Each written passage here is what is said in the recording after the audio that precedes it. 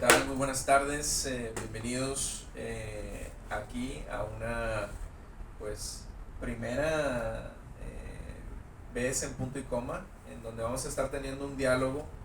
Yo soy Jesús Guerra, el director del espacio, y estoy acompañado por nuestro querido amigo Radko Tichalski y Juan Manuel Cermeño. Bienvenidos, Radko, Juan Manuel. Y vamos a estar platicando hoy acerca de un tema de una persona de la que se ha escrito mucho, se ha dicho mucho, que es el místico ruso Rasputín. Pero me gustaría primero que nos platicara Radko por qué estamos platicando acerca de esto. Bueno, o sea, un poquito incité la plática, la reunión. Pues estamos, sí. Porque ya llevamos algunos meses visitando la tienda de libros usados, y la verdad que en cada visita se abre una capa. Hay libros interesantes de todos, pero de repente por alguna razón los libros saltan a la vista, ¿verdad? Lo buscan a uno, y pienso que es así, algo así, como una atracción. Y en una ocasión, hace pocos días, fui aquí y me llamó la atención el libro de Rasputín. Entonces quisiera platicar un poquito sobre este personaje que fue muy controvertido, ¿verdad? Algunos dicen que fue un engañador, otro que era un improvisador, otro que era un político, ¿verdad? Incluso si tú ves en las biografías, cada uno otro le dicen que era un santo, ¿verdad? Y tiene muchas capas para descubrir. Y lo interesante es que este libro en específico es la primera edición, es un libro muy valioso. O sea, si alguien nos escucha en este momento y dice, yo lo quiero, bueno, aquí está, es el único. Primera edición y de 1955. Lo voy a mostrar. 55. En 1955 hasta dura. Todavía vivía la hija de Rasputín. Ella vivió murió en 1977, salió después de la Revolución Rusa, huyó del país a Francia, se casó, trabajó en el circo como domadora de leones y bailarina exótica, y también escribió libros sobre su padre, ¿verdad? Porque ella decía que muchos de los libros que se escribió sobre Rasputín que le colgaban cosas, ¿verdad? Pecados, ¿verdad? Y que en realidad era un santo y que lo asesinaron, ¿verdad? Y entonces, bueno, cada quien en la historia dice lo que piensa que es, y finalmente la historia va a escoger cuál de las verdades o medio verdades se aglutina en algo que vamos a conocer después como un personaje, ¿no? Es interesante. Y este libro está súper interesante porque no se carga de un solo lado, es así bien narrado, prácticamente el que lo adquiera va a leerlo en un soplido grande. Es fantástico. Nos decías, ¿es una biografía o no tal? No es una biografía como tal vez una crónica. ¿Está algo novelizado? ¿Tiene diálogo? ¿Tiene anécdotas? ¿O es una investigación realmente rigurosa? Ok. Algo que me llama mucho la atención, precisamente para responder un poquito a esta pregunta, es el estilo en el que está escrito. Va más como una crónica. Es como si hubiera un narrador omnisciente, pero ese narrador omnisciente, aunque sí saca datos históricos, también se nutre mucho de la misma mitología que envolvía a Rasputín, ¿no? Entonces sí hay una cronología donde desde la infancia hay una cuestión ahí genealógica desde el abuelo, ¿no? Que por ejemplo que era cuatrero. También nos habla de esta secta a la que pertenecía, y empieza a ver toda su evolución. Entonces sí podríamos decir que hay elementos literarios, pero esos elementos literarios aportan una fluidez. ¿Por qué? Porque por ejemplo hay mucha adjetivación, que era mucho el estilo de esa época. Hay muchos juicios de valor sobre Rasputín, que pareciera que estuviéramos leyendo un libro de chismes, ¿no? Entonces yo creo que la óptica que se tiene al tener un narrador cronista, por ahorita lo estamos viendo mucho en las series de ficción. En las series de ficción que actualmente consumimos en Netflix y estas grandes relatos, siempre tratan de tener a este personaje del cronista, que es el que ve una parte, pero ve esa parte ya sin la rigurosidad que puede tener un registro, un archivo histórico, sino que se presta más como hasta el chisme, al rumor, a la posibilidad de algo, y creo que es lo que hace de este libro muy especial, que pareciera ser un libro rígido, y no, o sea, nos está contando historias, nos está contando un montón de anécdotas que pueden ser o no pueden ser, porque el libro también lo deja muy en claro. Él dice, pudiera, o escuché, o la gente que lo conoció o trató con él contaba estas cosas, ¿no? Entonces hace un conglomerado de todo Sí, esto. empezando por el apellido, ¿verdad? Rasputin, ¿sabes qué quiere decir? En ruso quiere decir depravado. ¿Verdad? Entonces cuando Rasputin llega con el zar, ¿verdad? Llega a Nazarena, con el zar, y entonces lo primero que lo mandaron a investigar, ¿verdad? Querían saber si él se puso el apellido de depravado, ¿verdad? Como un seudónimo, ¿verdad? Y no, llegaron a donde él nació, ¿verdad? Y ahí dijeron, no, es un apellido muy común en la región, hay varias generaciones de quienes se llaman así, ¿verdad? Okay. Entonces había muchas coincidencias, ¿verdad? Que se prestaban. Imagínate que alguien se apellida depravado, ¿verdad? Y llega al jefe de la nación, ¿verdad? Entonces lo menos que podía hacer era pues investigar, ¿verdad? Porque además traía la fama muy controversial en diferentes capas. Claro, y regresando justo a pues, la rigurosidad, ¿no?, del texto, creo que hoy, bueno, yo que vengo de la disciplina de la historia en la academia, hoy en día que los textos y las publicaciones se dividen, o creo que se ha perdido un poco este género, porque hoy en día o una investigación es académica y es histórica y es rigurosa y se mencionan las fuentes y se tiene que mencionar, ¿no?, para tener esta legitimidad de un texto histórico, ser aceptado más que nada en la academia. Y luego están las obras de divulgación que ya son casi son ficción, ¿no? O sea, pues está ahí, hay muchos aquí en la historia de México, que Pedro Ángel Palau, que hablan de la historia, pero siempre ficcionalizada, novelizada, como que es uno o el otro, y se ha perdido un poco el género de que existía antes, que era totalmente lo más común del mundo en el siglo XIX. Aquí creo que, bueno, yo estudio historia por una biografía, creo que le hice biografía novelizada que hace Paco Ignacio Taibo de Pancho Villa, en donde habla de la historia, pero no tiene ni una sola invención. Hace eso claro, a pesar de que le pone novelizada porque es la manera en la que se cuenta. La estructura narrativa, ¿no? Exactamente, no, porque sí creo que es algo muy delicado ahí, que hoy en día lo tenemos muy riguroso. Antes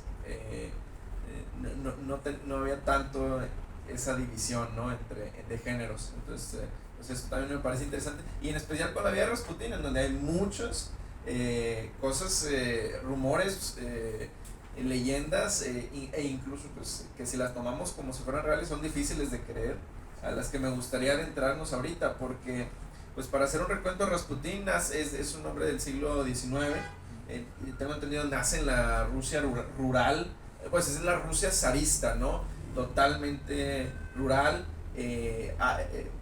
No había habido todavía una revolución industrial en Rusia, no había llegado al imperio ruso, porque no estamos hablando de una nación estado, sino del imperio ruso con un zar, en donde la mayor parte de la población vivía en condiciones pues rurales, e incluso todavía de un tipo de peonaje Sí, no había esclavitud formal, ¿verdad?, pero había una servidumbre, ¿verdad?, disfrazada. Había mucha gente que vivía en condiciones muy precarias, ¿verdad? En aquel tiempo la gente vivía, bueno, los que tenían dinero vivían en casas, ¿verdad?, pequeñas casas, como por ejemplo Rasputin cuando nació, ¿verdad?, pues su padre y su abuelo, ¿verdad?, pues se dedicaban al transporte, se transportaban en carruajes, la gente de un lado a otro, y entonces eran una especie de ricos en el pequeño pueblo aquí, ¿verdad? Cochero lo mencionan inclusive en esta forma en cómo abordan a Rasputín como personaje, que toma mucho esa estructura del monomito del viaje del héroe, de cómo un cochero llegó hasta estas altas esferas, y el libro es ese recorrido, ¿no? Todos esos tejes y manejes que él hizo para poder infiltrarse poco a poco hasta estas pero fíjate cómo vivía la gente. La gente vivía lo que llamaban zemlyanka, que era como un agujero en el piso, ¿verdad? Enorme, ¿verdad? Y con una tapa arriba. Entonces se sumergían, digamos, en este hoyo, ¿verdad? Y ahí sobrevivían, ¿verdad? En el invierno, en el verano, ¿verdad? Era normalmente un hoyo pestilento, ¿verdad? No higiénico, ¿verdad? Incluso en la casa de Rasputín, ¿verdad? Había esta zemlyanka, o sea, dentro había como un sótano, ¿verdad? Improvisado. Y cuando venía algún, no huésped, pero alguien que solicitaba posada, ¿verdad? Pues lo metían en el hoyo ese, ¿verdad? Le ofrecían este lugar para dormir ahí, ¿verdad? Le daban un poquito de comida y le invitaban a pasar en la zemlyanka. Y entonces es interesante que cuando Rasputín llega a una conversión, porque participaba, como tú dijiste, en la secta de los Christi, que eran una especie de secta ortodoxa, ¿verdad? Que tenían prácticas muy controvertidas y de hecho eran perseguidos por la iglesia ortodoxa, porque ellos hacían como una especie de reuniones, ¿verdad? En un bosque, bailaban, llegaban a estados extáticos y cometían algunos excesos de orden sexual y luego se arrepentían de los excesos. Y en la teoría de los Christi, mientras más grande el exceso, más grande el arrepentimiento. La santificación a través del pecado. Sí, ¿no? exacto, más grande la santificación a través del pecado. Entonces, por eso fueron perseguidos y de hecho Rasputín nunca admitió que fue cristiano. O sea, sí vivió un tiempo en un monasterio de los Christi, él salió de ahí, ¿verdad? Y cuando llegó a convertirse, llegó a casa, ¿verdad? Después de 3 años de peregrinaje que estaba así hecho hueso, ¿verdad? Entonces llegó y lo recibió su madre, ¿verdad? Y dijo, pásale, te vamos a comer. Yo quiero dormir en la zemlyanka. Y en esta zemlyanka quedó un número de días que eran, no sé si eran 27, no importa, tenía un número simbólico, ¿verdad? Porque también derivado de la Biblia. Y después de los 27 días se salió en ayuno, ¿verdad? Estaba ahí. Salió del hoyo, digamos, ¿no? de la zemlyanka y empezó a hacer lo que el pueblo llamaba milagros, ¿verdad? Porque él hacía oraciones y a través de las oraciones curó personas. Entonces empezó a juntar pueblo y se empezó a juntar gente y se hizo, digamos, famoso por eso, ¿verdad? Sí, sobre todo que fue, o lo que yo veo es, crea un imaginario en torno a él mismo, ¿no? Crea un imaginario en torno a él mismo y juega con la sugestión inclusive de las personas. Y a lo que leí es que también tenía mucho el don de la palabra, del envolver, el hacer creer cosas, el modificar por ahí formas de pensamiento, que en esa época justo en Rusia era todo lo que oliera a ideología, no, pues era peligroso. Entonces yo creo que él supo jugarlo desde el lado de la mística, que es... Me parece importante recalcar lo que mencionan, que estamos hablando aquí de la iglesia ortodoxa, la iglesia rusa ortodoxa. No es que católica, su sede es la iglesia ortodoxa más grande del mundo. Y pues nos remontamos, ¿no? A la división entre Constantinopla del cristianismo temprano, ¿no? Que se va para Roma y Europa de Occidente, pues, la iglesia católica, y acá se mantienen por una división pues política, pero también teológica.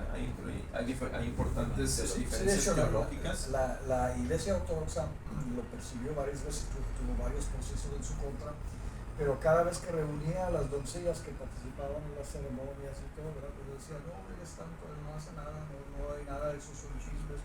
O sea, nunca le lograban comprobar absolutamente nada, porque la la comunidad de los Christi, o de los, digamos, la decisión de los Christi era tan cerrada, era tan hermética, que no había manera de desmenuzarlo, no había manera de que alguien dijera, sí, yo lo vi, y él hizo esto y él hizo aquello, ¿verdad? Porque salían al bosque, ¿verdad? Y estaban totalmente aislados y solamente los que eran miembros participaban, ¿verdad? Eso era como una especie de un grupo muy cerrado. Y, sí, y ahora Rusia ocupa también un espacio raro en el imaginario de Occidente, y creo que también juega un poquito aquí las leyendas que nos llegan de Rasputín y de los zares, en donde, bueno, ellos ya para esta época, los zares ya habían estado intentando desde hace mucho, ser aceptados en la Comunidad Europea, de reinos. Integrarse a Occidente, ¿no? Exactamente. Ya, como abrir sus fronteras y empezar. Había habido pues ya un zar que incluso prohibió las barbas en Rusia, para que se modernizaran, ¿no? Y, pues, muy parodiado por prohibir las barbas en los hombres. En Occidente, pues Rusia, hasta la fecha, incluso hoy con la guerra en Rusia, se regresan, ¿no? Todas estas ideas del ruso y del europeo del este como bárbaro, mongólico, poco civilizado. No era así, porque si tú te fijas, el Nicolás, que era el zar de aquel tiempo, él se casó con la nieta de la reina Victoria. Sí. Era inglesa, ¿verdad? Y entonces los Romanov, que eran digamos, la familia de los zares predominantes, ¿verdad? Pues traían un bagaje y conexiones europeas. Pues sea, sí. ellos eran prácticamente afrancesados. Ellos sí lo eran, y a diferencia de la población a la que gobernaban, ellos sí eran, como bien mencionas. De hecho, tú puedes ver fotos del zar Nicolás II comparado con el rey de Inglaterra, y parecen no primos, parecen hermanos gemelos, porque así de conectadas estaban las familias reales. Se vestían igual, escuchaban la misma música, ¿verdad? Si tú escuchas, por ejemplo, la música de Tchaikovsky, ¿verdad? Pues era una música de corte, ¿verdad? No, y teniendo en cuenta que Rusia tiene una extensión territorial enorme, que entonces homogeneizar las culturas, al contrario, se vio una heterogeneidad muy amplia, y eso favoreció precisamente a que comunidades aisladas se tejiera como estas especulaciones en torno al misterio de lo que se podría o no hacer, porque antes estaba todavía la tradición oral, lo que se ve, y lo trae mucho el libro habla mucho de la tradición oral, de lo que cuentan las personas que conocieron a Rasputín, ¿no? Es una recopilación de crónicas, de oídas de gente que lo conoció. Y también había otra cosa, ¿verdad? En aquella época el zar Nicolás II, ¿verdad? Era el último zar ruso, ¿verdad? Él abdica en 1917, cuando surge la revolución de Lenin, y hacen abdicar, o sea, él abdica, ¿no? Y abre el camino a todo el desbarajuste que sucedió después, ¿verdad? Pero muchos consideran que Rasputín fue un personaje clave en todo este catalizador. Momento, un catalizador, como un acelerador de un proceso, ¿verdad?, de pudrición que estaba, digamos, generalizado, pero todavía se mantenía en pie. Y entonces aparece Rasputín y las historias que lo rodearon, ¿verdad?, y las controversias y todo esto, ¿verdad?, despertaron una gran animadversión, no solamente de quienes serían posteriormente los revolucionarios, sino también de parte de la corte del San Nicolás, ¿verdad? Porque ellos lo odiaban porque tenía una influencia sobre el zar, ¿verdad? Y pensaban, el zar, Nicolás II tenía un carácter muy blando, digamos, ¿sí? Le faltaba el ímpetu que se esperaba de un zar, de un imperio tan grande, ¿verdad? Y además se dejaban influir por uno y por otro, ¿verdad? Y entonces era como un vaivén de cosas, ¿verdad? Y trataban de empujarlo para mantener sus puestos en la corte, pero verían que no era posible porque el único heredero de él, ¿verdad?, que era el único hijo, el más chico, de los hijos tenía anemia, ¿verdad? Y estaba enfermizo, se decía que Hemofilia. hemofilia, sí, tenía Sangraba y sí, sangraba y pues, se no podía desmayaba, jugar sí. como los otros niños porque en cualquier tropezón se raspaba la rodilla o algo y era todo un problema, y más aún cuando es el heredero. Lo protegía, no hagas esto, no hagas aquello, ¿verdad? Le traían miles de juguetes, ¿verdad? Entonces el niño se hizo totalmente enfermizo y es donde surge el personaje de Rasputín, porque prometía o decían que tenía el poder Sí. de curar al niño. Así es como llega, y se mete dentro de la familia real. Pero antes de platicar un poquito de cómo sucede eso también, pues como historiador para mí aquí es donde digo, hay que ser bien cuidadosos porque pues nos llegan todas estas historias de Rasputín, pero es importante reconocer que en ese entonces, como bien dices, la oposición al zar, tanto de la nobleza como del proletariado, agarra la figura de Rasputín, y los periódicos agarran la figura de Rasputín como casi un chivo expiatorio, en donde lo utilizan para denostar a la familia real, y una campaña pues de desprestigio casi, en donde pues justo se pone al zar Nicolás como débil, porque pues Rasputín está teniendo relaciones sexuales con la zarina, con la zarina, con las dos hijas y con un montón de otras. Y lo ponen así como esta figura tenebrosa. Puedes ver las caricaturas de esa época, en donde a través de la figura de Rasputín se expresa todo este descontento con el zar y con el gobierno, porque recordemos, ¿no? Aquí viene Rusia imperial, pues como estamos platicando, quería ser uno de estos grandes poderes, y así como los otros poderes europeos tenían sus colonias, también quería jugar al juego de la colonización, ¿no? En África, en Asia, porque pues ya América ya se había ya no había dónde tomar, entonces se va hacia el este, ¿no? Y lo que decías ahorita, que Rusia era un gran país porque en los años recientes se habían, a través de los cosacos y de las campañas de colonización, que es diferente porque era una extensión territorial, no era como cuando Inglaterra pues va a América o España va a América, que es otra continente. Aquí es una expansión territorial y llegan pues hasta Alaska, ¿no? Que luego se lo venden a los Estados Unidos, pero a lo que iba es esta campaña de colonización.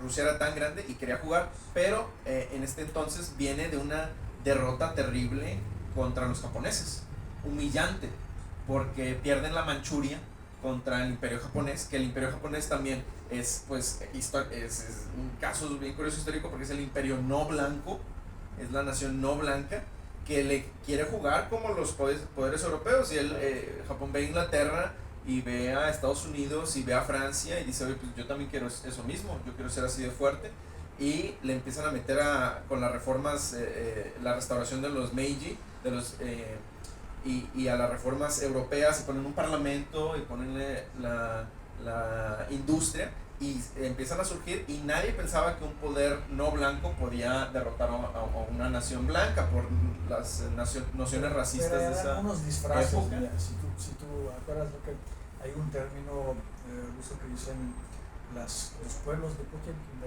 que eran pueblos que se construían cuando había un camino para el zar, ¿verdad? Iba una visita, el zar iba al campo, iba a algún territorio, entonces decían, ¿por dónde va a pasar? ¿Verdad? Entonces por dónde pasaba, construían rápido unas chozas, ¿verdad? Y ahí instalaban campesinos, ¿verdad? Que saludaban al zar, ¿verdad? Sí, una simulación, ¿no? Sí. Una simulación. ¿verdad? Entonces el zar no se enteraba de lo que él pensaba, que vivía pues, en un país conflictuado, ¿verdad? Pero feliz, ¿verdad? Él pensaba que era así. Sí, bueno, hay un gran, de la percepción a la realidad, ¿no? Pero entonces, con la derrota del Imperio Ruso ante Japón, pues es un gran golpe para la imagen del imperio y la imagen del zar, porque aquí estamos hablando pues mediados del siglo XIX, y este zar pues, ya se ve debilitado incluso antes de la Primera Guerra Mundial, que es donde todo pues se cae.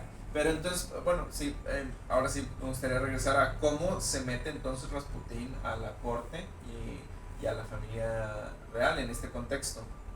Sí, y sobre todo Que creo que Rasputín es síntoma precisamente de esos movimientos políticos donde a él le toca estar ahí, y yo creo que siempre los movimientos reaccionarios crean un ícono, esta alteridad, el otro para culparlo, ¿no? Y a ese ícono le cargan todas las prácticas con las que no están de acuerdo, y es una forma ideológica de transmitir un mensaje de decir él es el enemigo, él es el que está, o sea, solo moviendo esta figura, es el gran culpable, es la gran enfermedad, ¿no? Entonces creo que ahí es cuando precisamente tanto la prensa como la oposición lo agarra y lo empieza a inflar, ¿no? Que creo que, y Rasputín a su forma supo también manejarlo y ser inteligente con eso, ¿no? Sí, él vendió esta imagen, ¿verdad? Porque siempre traían la arma larga, ¿verdad? Siempre venía sucio, digamos, sucio en términos de la corte, ¿verdad? No se vestía elegante, ¿verdad? Tenía una sotana negra, ¿verdad?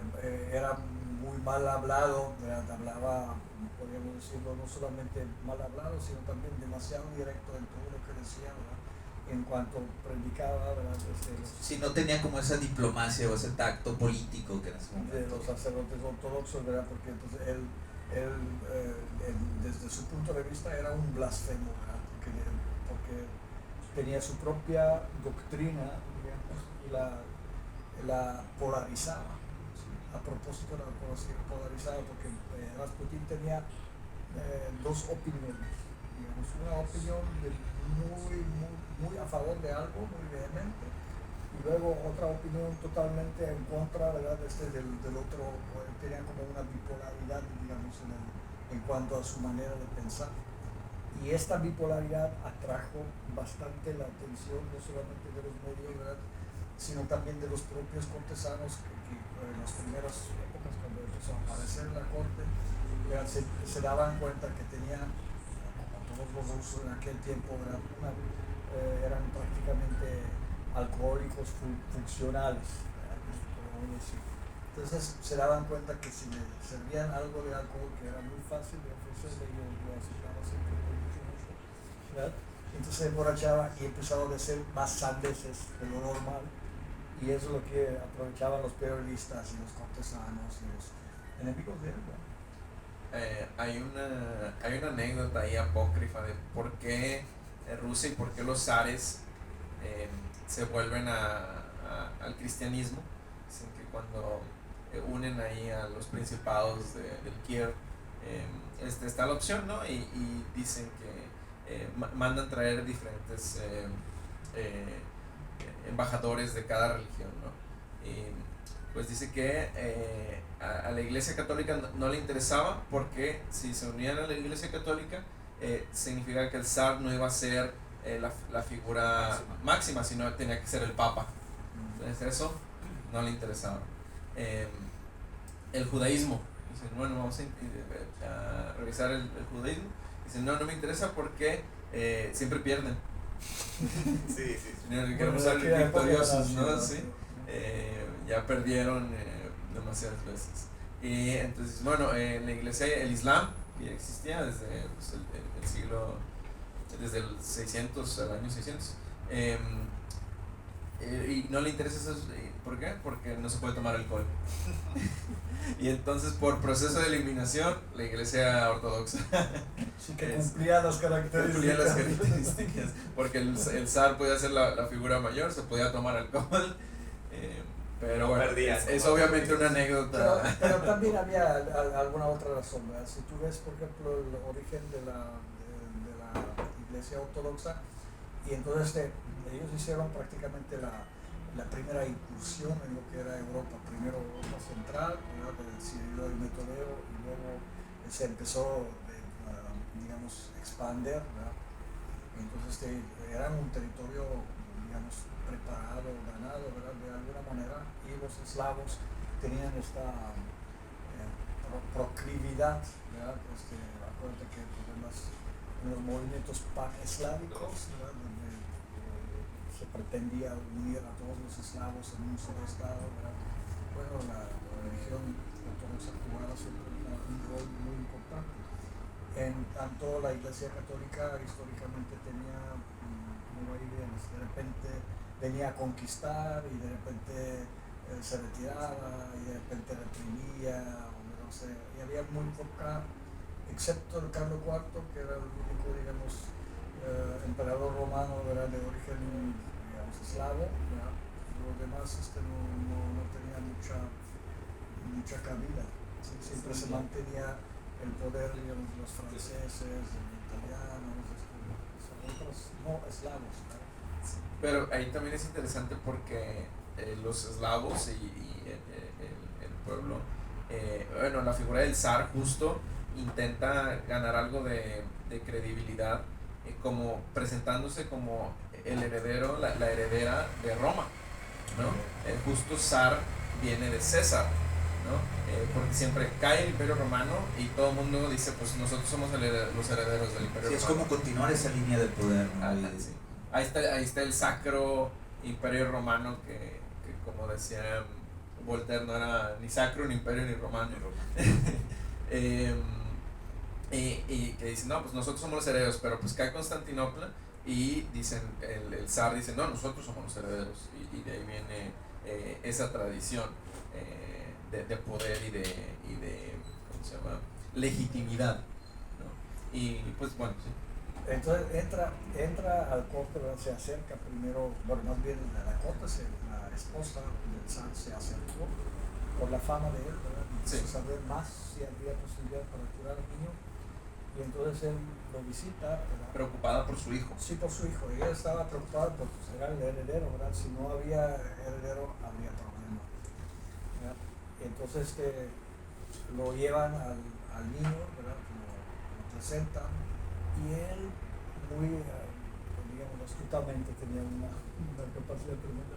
Le empieza a contar leyendas rusas, antiguas rusas, sobre unos animales fantásticos que vivían en el bosque y cosas así. Y el niño le interesó muchísimo, ¿verdad? Y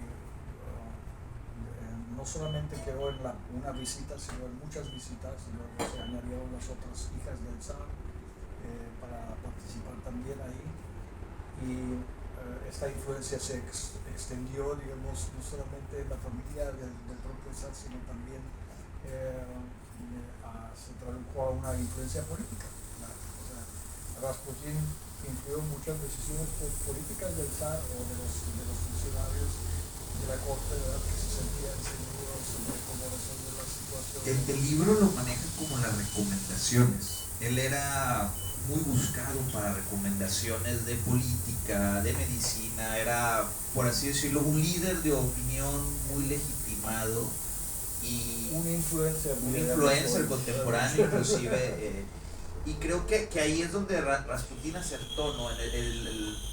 A lo mejor no tenía todo el conocimiento, que claro que también aquí sí tenía cierta erudición, pero su habilidad con el lenguaje de hacer parecer algo lógico y darle sentido a algo hizo que muchos le prestaran oído, ¿no? Y que inclusive, que es algo que trata el libro, era su forma de negociación, era eso. O sea, él vivía de estar dando consejos y a través de eso le regalaban cosas y otros mitos que por ahí dice. Pero con no lo de los las cobraba, alumnas. él no cobraba sus consejos, eso fue interesante, porque todo lo que tenía, digamos, las como posesiones, ofrenda, ¿verdad?, eran ofrendas, se lo mandaba a la gente, ¿verdad?, le mandaban cobijitas, le mandaban vestidos, le mandaban comida, lo invitaban, ¿verdad?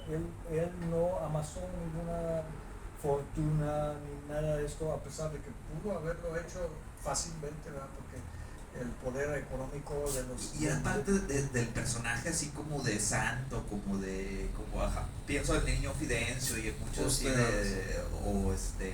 y claro, es algo que se reproduce en todas las culturas, ¿no? Esta falsa humildad de pronto con la que se cobijan algunas personalidades para seguir teniendo esa congruencia con lo que están haciendo, ¿no? Justo iba a preguntar, y mencionando lo del Niño Fidencio, pues justo esto, que es, no podemos saberlo, pero pues qué tanto Rasputín sí tenía una efectividad en sus tratamientos, ¿no? Porque gana la confianza de la zarina a través de que sí presenta un mejoramiento, también se llama Nicolás, ¿no? El niño. Era Alexei. Sí. Alexei. Porque, o qué tanto era un charlatán, ¿no? Porque hoy en día pues nos preguntaremos, o sea, ¿cómo es que lograba esa efectividad? Tú, Rato, que estás un poquito más metido ahí en... Pero muy probablemente tenía alguna influencia psicoterápica, ¿verdad? Ok, psicosomática, Sí, totalmente. o sea, que sí, de seguro La él sugestión, tenía capacidades, digamos, lo que hoy diríamos hipnotizador, ¿verdad? Que si era un personaje, si tú ves en las fotografías, tiene una mirada realmente fascinante, ¿verdad? Es alguien que lo ves de lejos y era entre repugnante y fascinante, ¿verdad? Sí, de hecho es con lo que coinciden todas las crónicas, ¿no? Todo lo que coinciden las personas, que era una persona imponente, con una gran personalidad y que te movía algo. O sea, no podía ser inmune Físicamente era alto, grande, a su presencia, o sea, ¿verdad? algo te movía, algo te inquietaba en la mente, en el cuerpo, en estar en presencia cerca de él.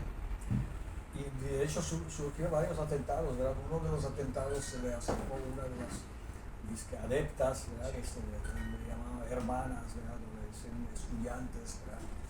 Entonces estudió de cómo matarlo, ¿verdad? Y entonces levantó la mano a este tipo pidiendo limosna, ¿verdad? Y en el momento cuando él se metió las manos en los bolsillos, porque siempre traía dinero de lo que le regalaban, ¿verdad? Entonces iba a dar la limosna, metió la mano en los bolsillos, la tenía, digamos, apresada las manos ahí. Entonces ella sacó un cuchillo y la cuchilló en el vientre. Y entonces Rasputín estuvo a punto de morirse, estuvo varios días en el hospital y de repente salió intacto, salvado. Entonces empeoró, la ley persiguió a la asesina, bueno, no la asesina porque no logró matarlo, pero la encerraron en un hospital psiquiátrico donde enloqueció, y Rasputín subió en su fama. Claro. Entonces sobrevivió. Como los atentados a los papas, ¿no? Una Sí, cosa se así, vuelve crea. un mártir. Como los personajes, no voy a mencionar la los ellos, leyenda. ¿verdad? Que Sí, precisamente. sobrevivió. Entonces ahora es el gran. Que el libro lo maneja muy bien, o sea, el libro tiene las instancias prácticamente como los grandes sucesos de cada cosa que iba sucediendo con Rasputín, le iba inflando más toda esa nube de misterio, toda esa nube de misticismo, todo, inclusive moviendo de la incredulidad a la duda, ¿no? Que eso es muy potente, de alguien que con la ciencia, que fuera totalmente incrédulo a todo esto de Rasputín, de pronto ya se ponían a dudar de que ay, ya son demasiadas coincidencias. No, y llegaban, porque después del primer intento se juntaron los duques, ¿verdad? de la corte, y entonces hacían juntas a ver cómo sería mejor matarlo, ¿verdad? O sea, cómo acabar con él, porque lo sentían totalmente estorboso para sus intereses. Enemigo público, Sí, prácticamente. sí, entonces había propuestas de dispararle, y otros lo querían ahorcar, y otros decían no, hay que envenenarlo, ¿verdad? Y de hecho, cuando realizan, digamos, el atentado del último, ¿verdad? Que llegó a su muerte, entonces prepararon unos pasteles en Lorena, y se los sirvieron en una casa de un duque, ¿verdad? Se lo presentaron. Y dice, ¿quiere le decían starets, que quiere decir un viejito? Ese era su título, él no se titulaba a sí mismo de ninguna manera, le decían con viejo, ¿no? Y entonces decía, oiga viejo, aquí salen unos pastelitos, y dijo, no, esos son muy grasosos, se me hace que no, ¿verdad? Entonces ellos tenían la duda de que si sabía o no sabía, o que alguien soltó, de que le pusieron arsénico adentro, ¿verdad? Y al final le dijeron, le insistieron, le dijeron, ¿quiere pastelitos? Dijo, sí, bueno, pues, sí, voy a tomar uno, ¿verdad? Comió uno, ¿verdad? Y dijo, están buenos, voy a servirle a otro, ¿verdad? Y entonces servía al otro, ¿verdad? Y no caía muerto, ¿verdad? Eso es lo que despertó un temor tremendo entre ellos, ¿verdad? Y entonces había otro, porque el plan tenía varias facetas, ¿verdad? Que tenían, si no resultaba una cosa, hacer otra cosa. Entonces decían, bueno, quiere, dice, Se veía plan B, C. sí, para- se siente mal, le dijo, no, un poquito así como que raspor en la garganta, ¿verdad? ¿Quiere algo de beber? Dijo, sí, sí, un vino, ¿verdad? Un madero, ¿verdad? Que le llamamos, que era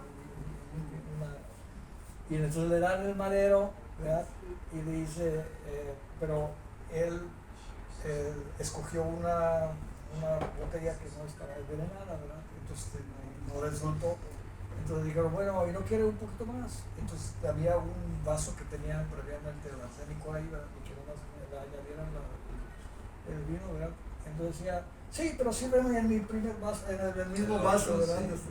Entonces finalmente le logran servir el arsénico también en la bebida, ¿verdad? Él bebió y no le pasaba nada. Sí, que es apelar al pensamiento mágico, ¿no? Que tienen muchos los sacerdotizos y las sacerdotisas de cómo con su astucia hacer creer o adelantarse. A lo mejor Rasputín ya sabía que alguien le había dado el pitazo que lo iban a envenenar y él jugó con eso en lugar de evitar, trató de acrecentar su figura y irlo viendo, ¿no? Que al final de cuentas es eso, la astucia de pronto de saber, de políticamente inclusive tener oídos en todos lados y pero él finalmente adelantarse.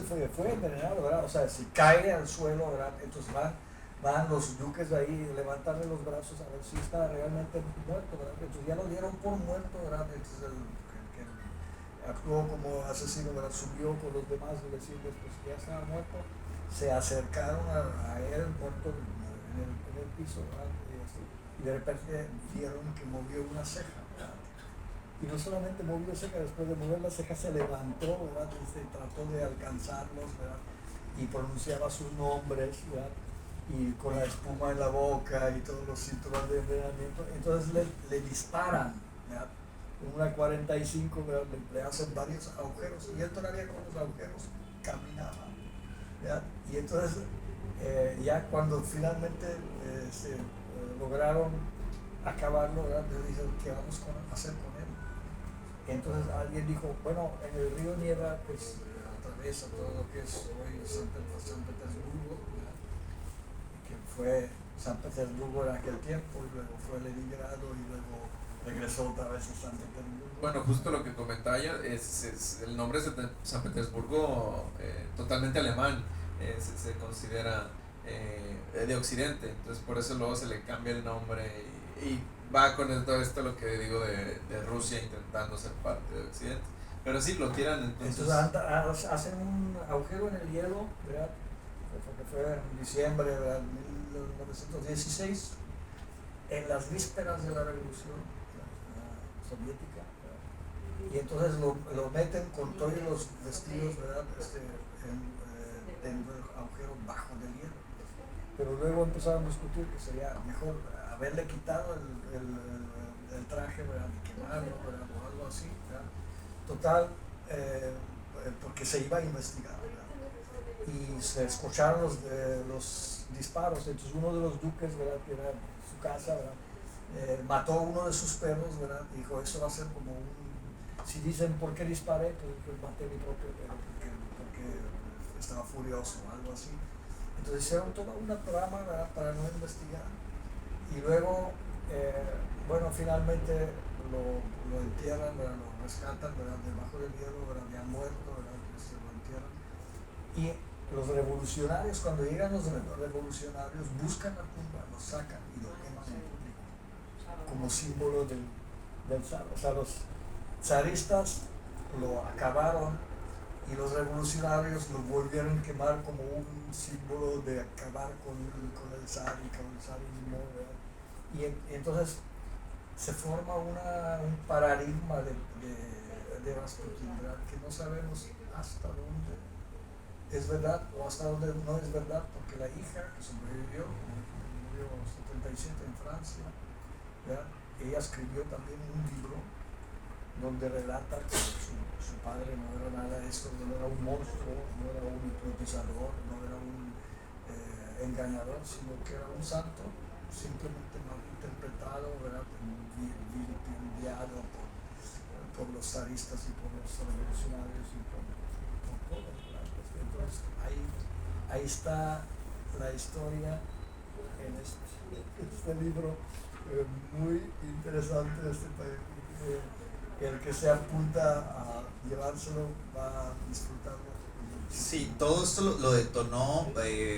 Es un libro, es una edición que de hecho me está dando cuenta, no lo había notado, pero antes no había en sí como grandes casas editoriales. Pues bueno, ya después vino Gallimard, Gutenberg, pero este libro es de un editor español. O sea, antes el ser editor era un oficio. Aquí está en la portada, Luis de Caral, editor Barcelona. Entonces los editores, que hacían una función como de curaduría, entonces en lugar de sacar una colección o algo, decían este libro. Y Luis de Castresana, que es quien lo escribe como católico, y que inclusive voy a permitirme leer unas líneas que te dice: él fue ejemplo vivo y desgraciado de lo que un hombre no debe de ser. Y esta biografía que hoy escribo bien pudiera ser como una estatua, una de esas estatuas que la vieja China dedicaba a los grandes criminales y que el pueblo al pasar saludaba escupiendo. Por eso el libro está cargado con una ironía, está cargado con cierto tono que nos invita como a esta otra posibilidad, ¿no? Esta otra óptica, que es una óptica a lo mejor no polarizante, porque no veo en sí ataques de hecho son ataques muy finos. Algo que me gustó de este libro es el uso de adjetivos, el uso del lenguaje. Es un lenguaje muy elegante. Yo creo que el autor se tomó muy en serio y que al enemigo se le respeta. Entonces el manejo que se le da es un manejo serio y, como lo hablábamos, de una fluidez impresionante. Disponible aquí en Punto y Coma. Este fue el libro que detonó todo esto que hemos estado hablando acá. Y hablamos de que el libro, ¿verdad?, es del 1957, habían dicho. Y tomar en cuenta esa perspectiva de que al escribir en 1957, pues estamos hablando de que Rasputín había muerto 40 años antes. No es gran cosa.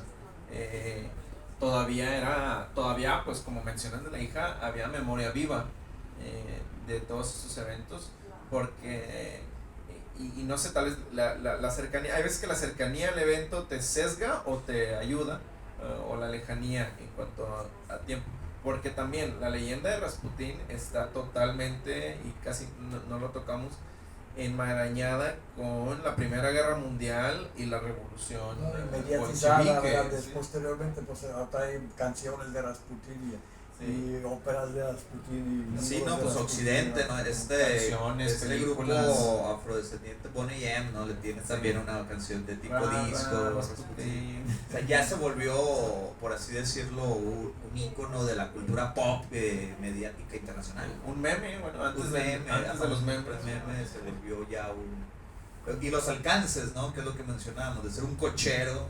Porque sería como un influencer, pero también sería como un aprovechado, un oportunista, un gran oportunista, ¿verdad? Un santo, ¿verdad? Depravado. Y que pone sobre la mesa ese gran tema muy actual y muy contemporáneo de estas grandes figuras que, dependiendo de la óptica o el grupo que esté narrando o creando ese relato, le va a dar las virtudes o le va a dar la parte oscura, ¿no? Entonces siempre está estos claros oscuros, estos contrastes al narrar las historias, dependiendo de la subjetividad de quien las está poniendo, ¿no? Por más que sea riguroso, siempre hay una subjetividad y una carga ideológica. Y también podía ser un Casanova, ¿verdad? Porque él tuvo una inmensidad de parejas, ¿verdad?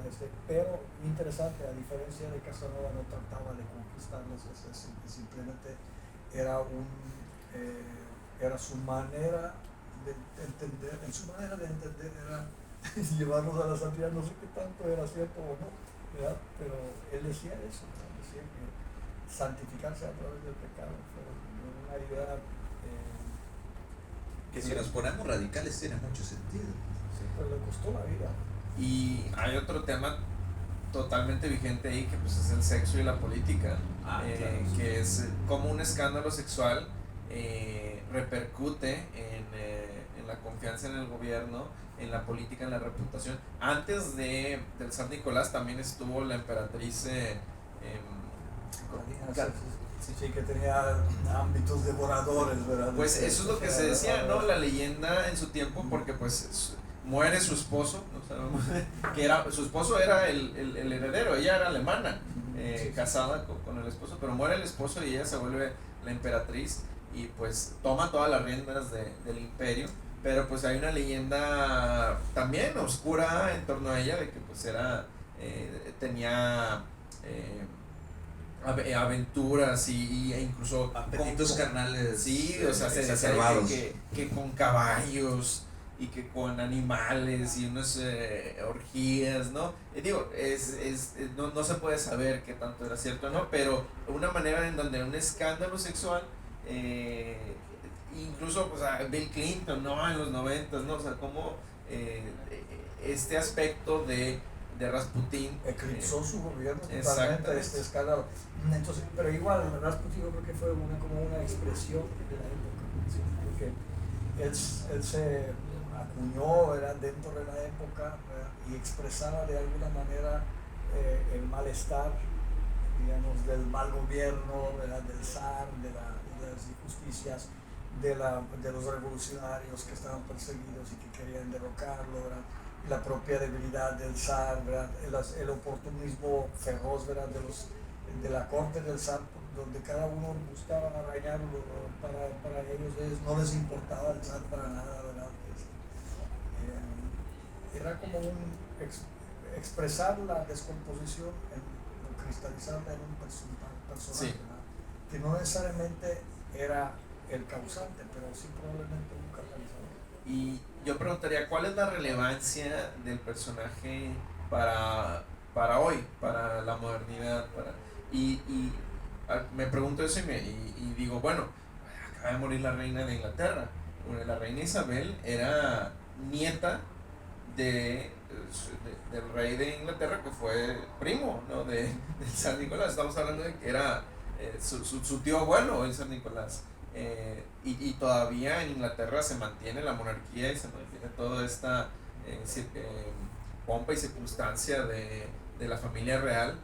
También ahora estamos hablando de una Rusia que hoy en día está en guerra con Ucrania y que está ahí todavía regresa, ¿no?, mucho este discurso del ruso como una persona de pensamiento. Se habla de que en Rusia todavía hay esta añoranza tanto por la Unión Soviética, pero por el zarismo, por la figura, por el culto a la personalidad, por el pensamiento mágico, que no sé qué tan cierto no sea, pero siguen ahí vigentes, ¿no? Todo como lo antimoderno, o sea, Sí. lo antimoderno como ese regresar a prácticas antiprogreso, ¿no? Como esta capa, ¿no?, este humo que se le está dando por precisamente los medios de comunicación, que es algo que a mí me sorprende, porque estamos hablando en el siglo XIX con Rasputín, pues no existían las redes sociales, el internet, entonces toda esa figura era de boca en boca. No, era Y una, ya, una campaña, ¿verdad? y Pero sin medios. ya impresión. comenzaba ahí la imprenta y el periódico. Ya comenzaba el periódico desde la guerra de Crimea 1830. Pero acuérdate, Empiezan los rusos en aquel tiempo leían muy poco. No, muy poco, pero en el pueblo había mucho analfabetismo, ¿verdad? totalmente. La corte era europeizada, ¿verdad? Todo muy bien. Sí, pero ya hay una tradición ahí, porque estamos hablando de que desde la guerra de Crimea es la primera guerra en donde hay corresponsales del periódico.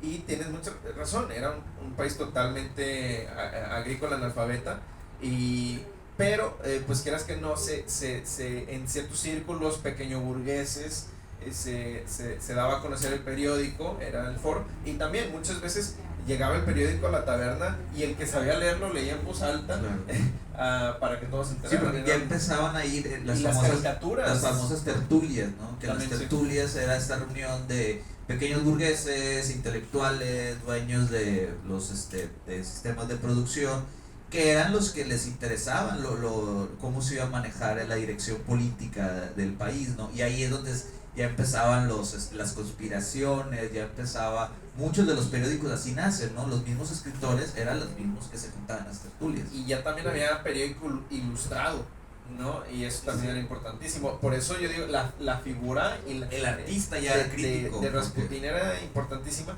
Porque y la fotografía. la fotografía, porque hay dirías- fotografías de Rasputín. Porque antes de la imprenta, ¿no? Pues la gente diría, pues ¿cómo se ve Rasputín? Nadie sabría cómo se ve porque nunca, no estás en la corte, no lo has visto. Pero gracias a la imprenta, pues Pero mira, se- aquí se este da a libro también conocer. contiene la última fotografía de Rasputín, unos pocos días antes Ok, sí. de matarlo, ¿verdad? Entonces lo pueden ver, como ese libro es Y también se valioso enfoca por mucho, esto. los últimos capítulos se enfocan mucho en lo de la conspiración para matarlo y todo lo que, el derrumbe, ¿no? El tratar de derrumbar a un ícono. Y viene la letra. Si te fijas, haces un análisis grafológico, haces una letra bastante desordenada. Se supone que es cirílico. Sí, es cirílico, pero es bastante, como Sí. te diré, desordenada, ¿no? Da la impresión, las inclinaciones, todo está así como... Sí, hay elementos de su como- personalidad en la escritura. Como todo era como caótico, ¿no? No sé cómo andamos de tiempo, Checo, si tienen una hora, ¿va? No sé si tengamos comentarios finales, Juan Manuel, Ya para cerrar. Radko. Pues yo me quedo muy impresionado porque aparece una atenta invitación a que nos visite, cómo de pronto el libro como objeto nos puede detonar un montón de cosas, ¿no? Y que el tema, por ejemplo, de Rasputín, que es mucho rumor, y bueno, ya hubo un narrador que en 1955 en España hizo este libro, lo manejó de tal forma, sí hay efectivamente muchos elementos literarios para la fluidez, y que nos detona esto, ¿no? Al final de cuentas creo que el retornar otra vez a los libros, a retornar a las conversaciones, el retornar a empezar a hablar de estos temas que de pronto pueden estar en torno a ciertas figuras, es algo que muy rico, a mí me encantó, y estar en compañía de ustedes dos hablando de este tema, y que se haya detonado por un libro que se encontró en los estantes de esta librería, al que le hacemos una atenta invitación porque estamos casi seguros que se van a encontrar algo que les va a encantar. Como en esta ocasión Radko. Deberían esconderlo aquí dentro de los libros para que Vamos a una dinámica para que lo ya lo pueden ver, encuentren. es un libro rojo, ¿verdad? El primero que llega se lo lleva. Aparte va a estar fácil porque casi no tenemos libros, ¿no? Que 15,000 nada más. Es el plan con Maya, porque cuando tú buscas un libro empiezas a encontrar muchos libros interesantes. Otra cosa que me llamó la atención y quizás describe más a Rasputín como era, ¿verdad? Cuando en su momento de la conversión, ¿verdad? Cuando estuvo los 27 días sin comer en el hoyo, ¿verdad? Salió afuera, ¿verdad? Y entonces le preguntaron, ¿qué tiene que decir? Y él dijo, la tierra me enseñó, y abría la boca y decía sobre Dios, sobre el destino de la humanidad y sobre los sentimientos, ¿verdad? Entonces lo que decía no era solamente especulación o solamente maldad o solamente habilidad o capacidad de manipular a los demás. Hay una sensibilidad ahí. O sea, tenía Una una sensibilidad y vivencia, una sabiduría. una vivencia muy profunda, ¿verdad? Y arriesgó quizás su vida, ¿verdad? Porque 27 días de ayuno.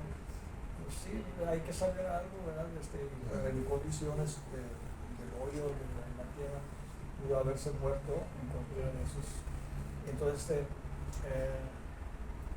llegar al fondo, digamos, de su alma, ¿verdad? Y acuñar algo que luego pues, se conoció como los pensamientos de Rasputín. Le costó una reflexión, digamos, profunda. No era solamente un oportunista o solamente un político o solamente alguien así como él se autocastigó, ¿verdad? Para llegar a comprender su rol en la vida, y a partir de ahí empezó su peregrinaje que terminó en la corte y con su muerte. Sí, y siempre pasa algo así. Justo ayer estábamos hablando Jesús y yo le platicaba de Arthur Rimbaud, este poeta maldito francés, que también algo parecido, se encerró en un granero, en una granja, a no comer, a estar en meditación para desarreglarse los sentidos, ¿no? Que lo llama Vincent Van Gogh también se duraba sentado viendo días el amanecer para encontrar esos colores sin comer, estando meditando en la observación, ¿no? Entonces siempre algo magnífico para la humanidad desemboca después de este tipo de... Rasputín pudo haberse retirado, él no era inteligente, sabía que lo querían matar, había varios intentos de matarlo, ¿verdad? Y entonces probablemente en algún momento pensó, bueno, ¿qué más da? ¿Verdad? Yo voy a esperar cuando llegue ese momento, entonces él solito se exponía, ¿verdad? En una especie de autodestrucción. Es difícil saber ahorita, pero bueno, podríamos hacer un congreso de semiótica de Rasputín, encontrar los significados. Muy probablemente podemos decir que tenía un pensamiento bastante complejo, no tan simple de catalogarlo, ¿verdad?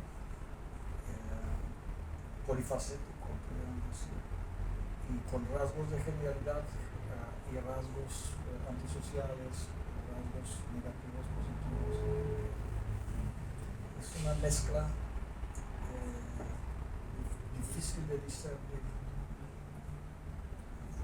Sí, es una figura muy compleja, es difícil hacer una aproximación a una figura tan llena, rodeada de leyendas, de propaganda, de historias, ¿no? Es difícil acercarse a la persona, ¿no? Al ser humano, al hombre que fue Rasputín, pero valdría la pena. Pero bueno, yo quisiera agradecer aquí a nuestro amigo Radko por por convocarnos, ¿no? Que encontró este libro en nuestros libreros y como nos invitó a pues tener un diálogo tanto acerca del libro como el libro físico que comentaba Cermeño, como del tema, que aclaro, no somos expertos, No, para nada. pero Ninguno de los tres somos rasputinólogos. sí, pero nos encanta platicar y sacarle a un tema como este o como a cualquier otro tema ahí. Fíjate, podrían llamarnos rasputinautas. Rasputinautas. Sí, rasputinautas sí, pero rasputinólogos no. No llegamos a eso. eso. Entonces pues les agradecemos también por sintonizar y por estar ahí al pendiente de las redes para que vean, va a haber más contenido de libros, de arte, de historia, de literatura, como siempre. Entonces pues muchas gracias Radko, muchas gracias Juan Manuel, y aquí seguimos. Invitarlos que si se han encontrado un libro interesante y quieren dialogarlo aquí con nosotros, ya saben dónde sentarse. Y pues aquí en Punto y Coma se encuentran este título y muchísimos otros más. Nos encanta a nosotros el libro viejo, el libro usado. Creo que es valiosísimo rescatar, porque hoy en día de repente pensamos que en el internet pues se encuentra todo, pero muchas veces regresar al objeto físico y hay cosas que se pierden si es que perdemos el registro y el documento, el texto, ¿no?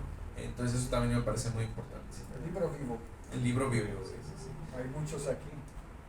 Bastantes.